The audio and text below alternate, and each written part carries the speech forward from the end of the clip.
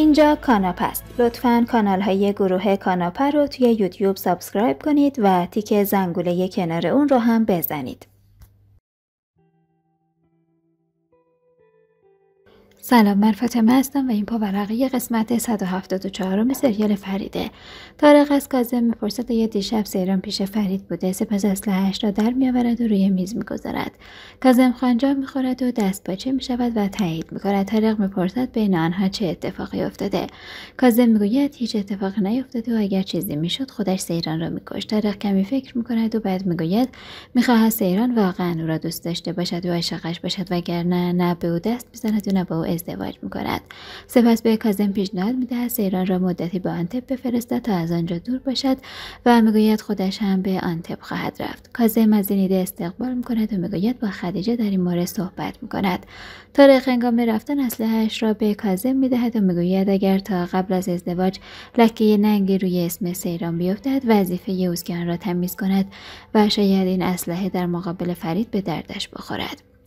کاظم خان با عصبانیت سیران را صدا میزند و از اینکه حتی طارق میداند او شب گذشته کجا بوده با او دعوا میکند و بعد به خدیجه میگوید فردا او و سیران را به آنتب میفرستد. سیران شوکه و ناراحت میشود و همراه خدیجه و اسمه به اتاق میرود و با گریه از خدیجه خواهش میکند که کاظم را منصرف کند. همون موقع فرید با گوشی خدیجه تماس میگیرد. سیران از خدیجه خواهش میکند که اجازه بدهد با فرید صحبت کند.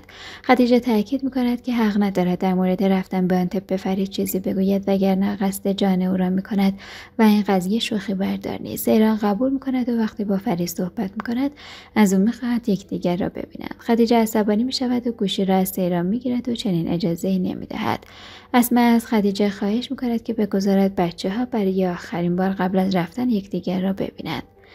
شب وقتی کاظم از خانه بیرون می رود، فرید دم خانه می آید و سیران پایین می رود. آنها یکدیگر را بغل می کنند و بعد سوار ماشین می شوند. سیران فکرش درگیر است و به فرید می گوید با این شرایط رابطه آنها مشکل است. فرید دست تصور اینکه سیران از او جدا شود عصبی می شود و می گوید سیران مقصر این وضعیت است و بارها به او گفته بود از در لجبازی از او جدا نشود و او باعث شد کار به اینجا برسد. سیران ناراحت می شود و از فرید عذرخواهی می کند و پیاده می شود تا برود.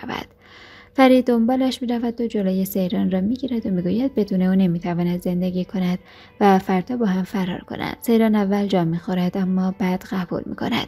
فرید میگوید صبح قبل از طلوع آفتاب یک تاکسی جلوی خانه میفرستد تا سیران را به فرودگاه بیاورد.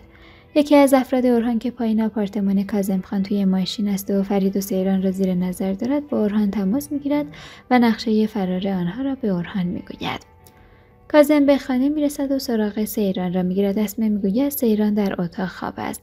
کاظم حرف او را باور نمیکند و میخواهد به اتاق سیران برود. اسمه که میداند کاظم خان پیش زرین رفته بود جلوی او را میگیرد و میپرسد بوی اتکلون چه کسی را میدهد. سپس با عصبانیت میگوید حتما بوی زرین است و به کاظم سیلی میزند. آنها با هم درگیر میشوند و کتککاری میکنند.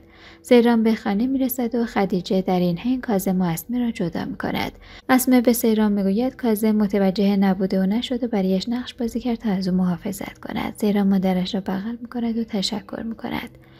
فرید به عمارت میرود و در حیاط آبدین را میبیند و او را بغل میکند و میگوید دوستش دارد. آبدین از رفتار فرید متعجب میشود.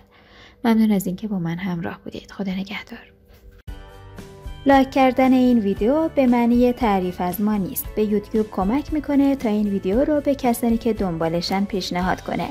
کانال های گروه کاناپ رو توی یوتیوب سابسکرایب کنید و تیک زنگوله کنار اون رو هم بزنید.